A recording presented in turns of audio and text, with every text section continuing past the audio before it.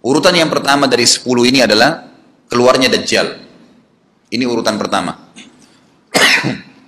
Dajjal, jemaah sekalian, adalah diambil dari kata-kata Dajjalah yang berarti kekacauan. Dajjal ini akan keluar nanti dari negeri Persia. Sebuah kota dalam hadis sahih dikatakan dari wilayah namanya Yahudiyah. Allahu alam apakah dia dari turunan Yahudi atau bukan, tapi yang jelas Dajjal nama orang dipastikan disebutkan namanya dan cirinya. Dan dia akan diikuti dari wilayah Yahudiyah tadi, di wilayah Khurasan, kalau sekarang wilayah Iran, negeri Iran sekarang. Diikuti dengan 70.000 dari orang-orang Yahudi Khurasan. Dia akan keluar membuat kerusakan selama 40 hari.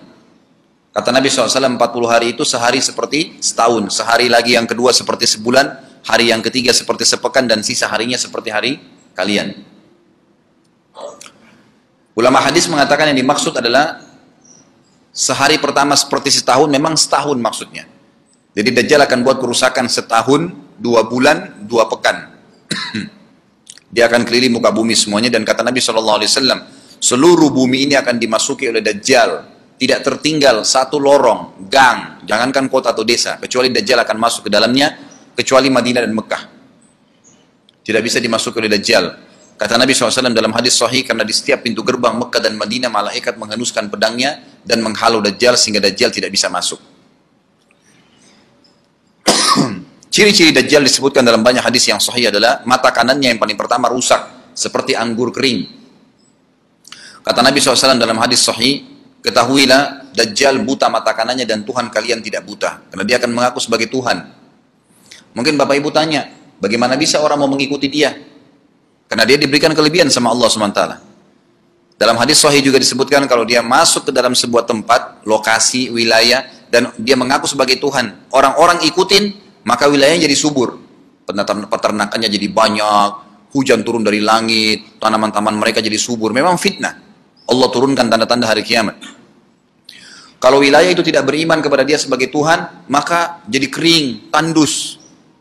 Cobaan dari Allah Subhanahu wa Ta'ala. Makanya kata Nabi SAW disebutkan cirinya Dajjal mata kanannya rusak dan seperti anggur yang rusak. Ya. Kemudian dia orangnya memiliki kulit yang kehitam-hitaman serta memiliki dahi yang lebar. Setiap orang beriman bisa membaca di dahinya tertulis 3 huruf, kafara. Semua orang yang ngerti tulisan Arab, tidak ngerti tulisan Arab akan bisa tahu dan baca itu. Di dahinya tertulis naudzubillah kafara, kufur. Semua orang muslim, orang beriman bisa baca itu. Rambutnya keriting dan orangnya tinggi besar.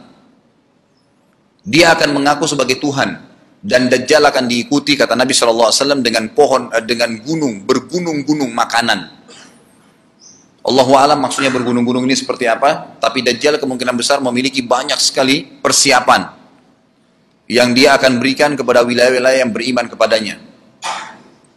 Kata Nabi SAW, kalau kalian dengar Dajjal keluar di satu lokasi, maka menghindarlah. Walaupun kalian harus lari ke gunung. Tapi kalau seseorang di antara kalian bertemu dengannya, maka kokohkanlah. Artinya, kuatkanlah iman kalian, walaupun kalian harus dibunuh. Dajjal ini memiliki di tangan kanannya api. Kelihatan, besar. Allahu alam di telapak tangan atau di sebelah kanan tubuhnya. Kemudian di sebelah kirinya itu memiliki air yang sejuk seperti sebuah lautan yang luas. Sebagian ulama hadis mengambil hadis ini dengan letterletnya, artinya dia memang punya api yang sangat besar untuk menghukum orang-orang yang tidak beriman pada dia, dan dia memiliki sungai yang atau lautan yang luas, airnya sejuk dan dingin bagi orang yang ikut kepada dia. Kata Nabi SAW, kalau kalian ditangkap oleh Dajjal, hadis gini, kalau kalian dengarkan Dajjal, carilah tempat yang jauh dan jangan seseorang di antara kalian berkata, imanku kuat, aku akan menghadapinya. Karena bisa saja dia mengatakan itu, ternyata pada saat ketemu dia jadi pengikutnya. Tapi kalau kalian bertemu, kokohkanlah pendirian kalian dan yakinlah Dajjal, ya, di tangan kanannya ada api dan di tangan kirinya ada lautan. Kalau kalian tertangkap, maka pilihlah yang di tangan kanannya, yang api. Dan ucapkanlah bismillah. Pada saat kalian pun harus dilemparkan ke api itu, ketahuilah api tersebut adalah lautan yang dingin. Terbalik. air yang dingin di tangan kirinya sebenarnya itu adalah api neraka yang panas. Maka kita diajar oleh Nabi Sallallahu Alaihi Wasallam. Dajjal terus aja banyak pengikutnya akan diekspos seperti kita tahu sekarang. Luar biasa bagaimana media dalam sekejap saja sudah bisa tersebar di sana sini beritanya. Kata sebagian ulama yang menanggapi fasilitas media kita di zaman sekarang mengatakan kemungkinan besar memang Dajjal ini akan terekspos sangat cepat karena adanya media kayak kita sekarang. Cepatnya dia keliling muka bumi ini setahun, 2 bulan, 2 pekan sudah semua bumi ini dilingkari, didatangin karena memang sekarang fasilitas pesawat ada, transportasi mudah. Dan memang ada salah satu hadis yang dihasankan oleh para ulama, salah satu tanda-tanda hari kiamat adalah adanya besi yang berterbangan yang menjadi tunggangan manusia. Sekarang ada pesawat, ada kereta api, ada mobil. Nah itu ada hadisnya, maksud tanda-tanda hari kiamat. Dajjal nanti akan masuk ke Mekah dan Madinah, akan tiba di Mekah dan Madinah, tapi yang dibahas dalam hadis adalah di kota Madinah. Mohon maaf. Lalu kemudian dia mau masuk tapi tidak bisa dihalang, maka dia naik ke atas sebuah gunung yang tinggi bersama pengikutnya, lalu dia berkata kepada para pengikutnya, apakah kalian lihat istana yang putih itu? Maksudnya melihat ke Masjid Nabawi.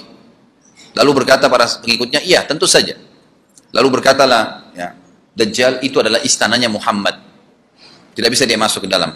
Dia hanya batas wilayah haram di luar kota Madinah. Maka kata Nabi SAW, Dajjal pun menepukkan telapak kakinya ke bumi di luar kota Madinah, maka terjadilah gempa di kota Madinah, dan keluar dengan gempaan tersebut semua orang yang munafik. Karena orang kafir nggak ada di Madinah. Semua orang yang di dalam hatinya ada sifat kemunafikan keluar dan jadi pengikutnya Dajjal karena goncangan itu. Dan tertinggallah di kota Madinah orang yang hatinya bersih imannya kepada Allah Subhanahu Wa Taala. Lalu kata Nabi SAW akan keluar dari kota Madinah nanti saat satu orang anak muda dengan hikmah Allah, dia keluar dan orang ini bersih hatinya dengan keimanan. Maka Dajjal pun menangkapnya. Lalu dia ingin mendemokan kemampuannya di depan para pengikutnya. Lalu kemudian Dajjal pun mengatakan kepada anak muda tersebut, saya Tuhanmu. Anak muda itu mengatakan, kau adalah Dajjal yang telah disampaikan oleh Nabi kami Muhammad SAW. Maka dia pun mengambil gergaji, sebagian hadis lain menjelaskan alat yang tajam, lalu membelah dua anak itu. Dari kepalanya dibelah sampai ke kemaluannya, terbelah dua kiri kanan. Lalu Dajjal lewat di tengah-tengahnya, demo sambil ya dilihat oleh para pengikutnya dan mereka bersorak-sorak. Lalu Dajjal mengatakan, bersatulah, bersatu kembali jasadnya. Kata Dajjal dalam hadis ini, apakah kau sudah yakin saya Tuhanmu? Anak muda itu mengatakan, saya bertambah yakin kalau kau adalah Dajjal yang disampaikan oleh Nabi SAW. Kata Nabi SAW dalam hadis penutup, ini hadis sahih riwayat Bukhari, riwayat Muslim, ahli sunan, semua menukil tentang masalah Dajjal. Saya tidak sebutkan siapa-siapa perawinya karena ini semua hadis sahih. Cukup banyak hadisnya, saya satukan saja. Jadi merangkai seperti sebuah cerita. Maka Dajjal pun akhirnya setelah itu tidak mampu menyentuh anak muda lagi. Anak muda itu, Allah SWT sudah selamatkan dia. Ringkas cerita, Mekah sama Madinah cuma dia laluin, kemudian dia menuju ke Palestina. Pada saat tiba di Palestina, Dajjal sendiri tidak tahu kalau ajalnya sudah dekat. Maka dia pun akhirnya ya, berdemo di sana, menganggap dia punya sebuah kerajaan, sampai di daerah Palestina, tepatnya sekarang Israel, subhanallah. Direbut wilayah itu oleh Israel, tanpa mereka sadari, dalil-dalil wahyu menuntun mereka ke situ. Ada sebuah kota, namanya kota Babelut. Di Israel itu kota itu ada, saya pernah lihat cuplikannya. Termasuk kota yang diidolakan di dalam negeri Israel sendiri namanya Babelut. Subhanallah, hadis menyebutkan nama Babelut. Hadis Nabi SAW dari 1400 tahun yang lalu mengatakan, nanti Dajjal akan berkumpul di sebuah wilayah namanya Babelut di Syam. Maksudnya di Palestina itu. Israel sekarang. Ada kota Babelut dan orang Yahudi sekarang lagi gencar membangun kota itu dan dianggap kota favoritnya Israel. Subhanallah. Dajjal akan masuk ke sana dan berkurung diri. Pada saat dia tiba di Palestina, waktu yang bersamaan, di kota Madinah berkecamuk. Kaum muslimin sepakat semua keluar untuk mengejar Dajjal dan membunuhnya. Keluar dari kota Madinah, satu orang yang namanya seperti namanya Nabi Muhammad SAW, Muhammad bin Abdullah. Dan dia dari turunan Nabi SAW juga. Kata Nabi SAW akan keluar nanti, ya, seseorang dari kota Madinah, dari keturunanku, yang namanya seperti namaku, Muhammad bin Abdullah. Juga sama posternya, parasnya seperti aku. Sama dengan Nabi SAW, persis alisnya, rambutnya, kulitnya dari turunan Nabi SAW, tapi dari asli kota Madinah. Sebagian ulama hadis mengatakan dari turunan Hasan radhiyallahu anhum ajmain. Intinya kata Nabi SAW akan keluar nanti dari kota Madinah, tapi akhlaknya bukan seperti akhlakku. Tentu tidak mungkin ada orang yang sama dengan akhlak Nabi SAW. Kata Nabi SAW, Allah mengubah dia dalam sehari semalam. Tiba-tiba berubah menjadi orang baik dalam sehari semalam. Jadi orang faham agama. Lalu orang-orang pun akan datang kepadanya dari masyarakat Madinah berkata, engkau adalah turunan Rasulullah SAW, pimpinlah kami berperang melawan Dajjal. Maka dia pun menolak. Dia menolak awalnya, kemudian dia menuju ke Mekah diikutin dengan 300 orang pertama dari kota Madinah. Sampai di Mekah, setelah selesai dia tawaf, maka seluruh muslimin menunjuknya sambil mengatakan, engkau harus memimpin kami. Dan orang ini punya julukan Mahdi. Dikenal dengan Imam Mahdi. Inilah tanda-tanda kiamat yang kedua. Setelah Dajjal keluar, buat kerusakan di muka bumi tadi selama 40 hari itu atau setahun lebih. Kemudian keluarlah tanda-tanda kiamat kedua pada saat dia sudah tiba di kota Babulut di Israel. Keluarlah si Mahdi ini. Pada saat dia tiba di Mekah, dibaiatlah oleh banyak kaum muslimin. Tidak disebutkan jumlah pasukannya. Maka terbentuklah pasukan jihad yang mengejar Dajjal menuju ke Palestina. Lalu keluar tanda-tanda kiamat 3, langsung berentetan semua. Makanya ulama mengatakan tanda-tanda kiamat kecil itu antara satu sama yang lain ada jarak-jaraknya. Tapi kalau tanda-tanda kiamat besar sekali datang, maka datang semua. Gitu kan. Walaupun memang ada masa, gitu kan, ada masanya. Tanda-tanda kiamat besar yang ketiga adalah pada saat pasukan Imam Mahdi dengan pasukan jihad itu tiba di Darul Baydha namanya. Menara kota putih yang ada menara putihnya. Dan itu sekarang di negeri Syam, tepatnya di Damaskus, ibu kota Syria. Sebagian ulama mengatakan Masjid Jami' Syam, karena memang menaranya berwarna putih. Hadis menyebutkan di menara itulah, di masjid itulah Imam Mahdi mampir sholat asar bersama pasukannya. Dan sudah dekat. Syam, negeri Syam, masuk di dalamnya wilayah itu adalah Israel, ya sekarang Palestina, kemudian Syria. Dan ini masjid ada di Syria, di Damaskus. Pada saat itulah datang tanda-tanda kiamat besar yang ketiga, yaitu turunnya Nabi Isa alaihissalam. Kata Nabi SAW dalam hadis Bukhari, hadis Muslim, hadis Sahih semuanya, dikatakan Isa alaihissalam akan turun sambil memegang kedua sayapnya malaikat, dan dari rambutnya yang basah meneteskan air. Pegang sayap malaikat turun, dan semua muslimin waktu itu menyaksikan. Yang masih hidup zaman itu menyaksikan, dan ini wahyu, penyampaian, pasti terjadi. Maka dia pun turun, lalu kemudian dia masuk, dan orang-orang pada saat itu mengenalnya kalau dia adalah Isa, dan mereka sudah tahu ini masanya, turunnya, keluarnya Dajjal. Ini Mahdi sudah ada. Mereka tahu akan turun Isa. Sudah ada informasi seperti saya sampaikan ke Bapak Ibu sekarang, itu muslimin di zaman itu sudah tahu semua.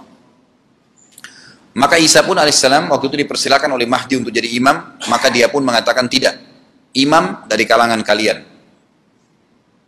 Dan kata Nabi SAW, ini kemuliaan bagi umat ini karena Nabi sholat di belakang umat ini. Semestinya kalau ada Nabi, pasti Nabi jadi imam. Tidak mungkin digantikan oleh manusia biasa. Tapi waktu itu Imam Mahdi menjadi imam dan Nabi Isa sholat di belakangnya.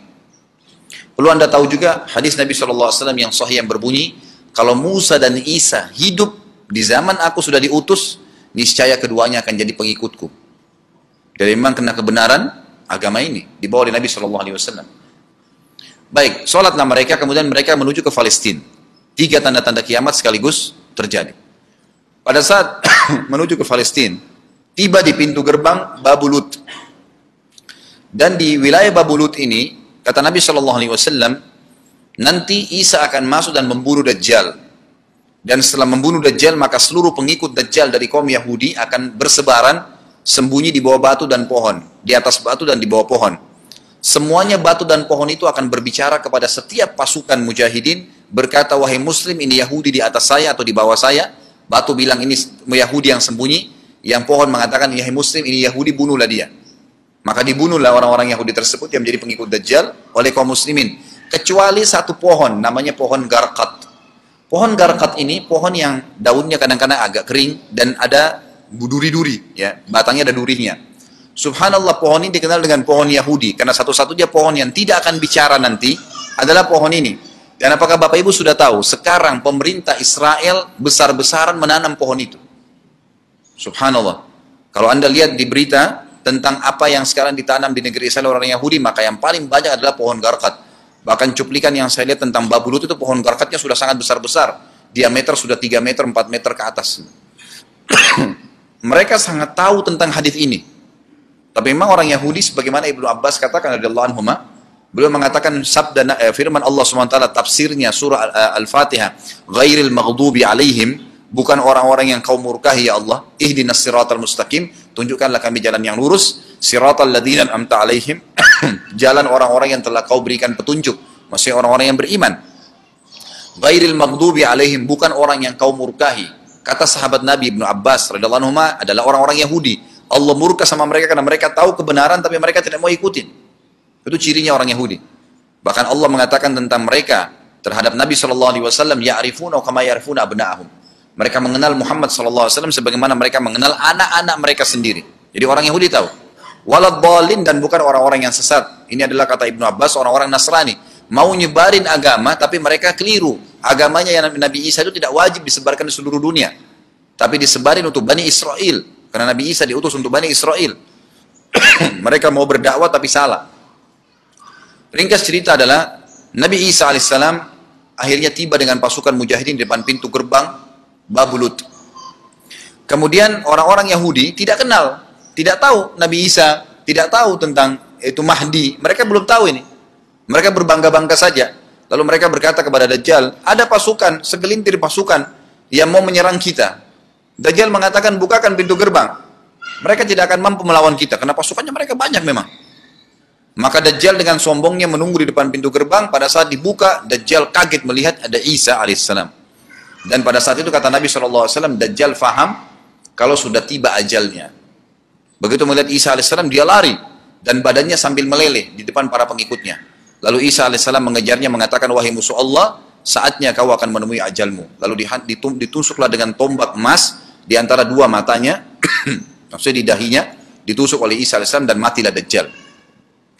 Pada saat Dajjal mati, pengikutnya pada ketakutan semua. Mereka anggap Dajjal Tuhan, mereka anggap Dajjal orang yang perkasa lah, orang yang kebal lah, beragam macam kelebihan. Mereka kaget pada saat mati, maka bertebaranlah mereka dan akhirnya mereka sembunyi di bawah pohon dan batu, di atas batu. Kemudian seperti saya katakan tadi, hadis menjelaskan, batu dan pohon akan memberikan penjelasan, hai muslim ini Yahudi bunuhlah.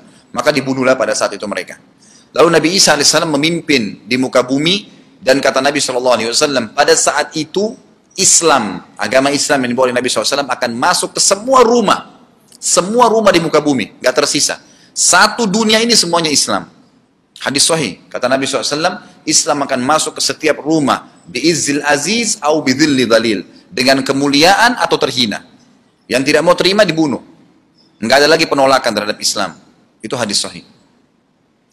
Maka Nabi Isa alaihissalam memimpin pada saat itu, disebutkan dalam hadis 40 tahun dengan ketenangan menerapkan hukum Islam. Kata Nabi SAW, bagaimana awal umat ini bisa sesat sementara aku yang pimpin, dan bagaimana akhir umat ini bisa sesat sementara yang pimpin mereka Isa dengan menjalankan hukum-hukumku. Jadi Nabi Isa alaihissalam nanti menerapkan Al-Quran. Seperti yang kita lakukan, sholat, segala ini sudah selesai, dikerjakan semua. Dan dalam hadis lain dikatakan Isa alaihissalam akan menghancurkan semua salib, membunuh semua babi. Enggak ada seekor babi pun hidup di muka bumi pada saat itu, semua salib dihancurkan. Dan yang menjadi, tidak ada agama lain. Semua, Nasrani, Yahudi, Hindu, agama apa saja habis semuanya. Semuanya beriman kepada Allah subhanahu wa ta'ala dan menjadi muslim.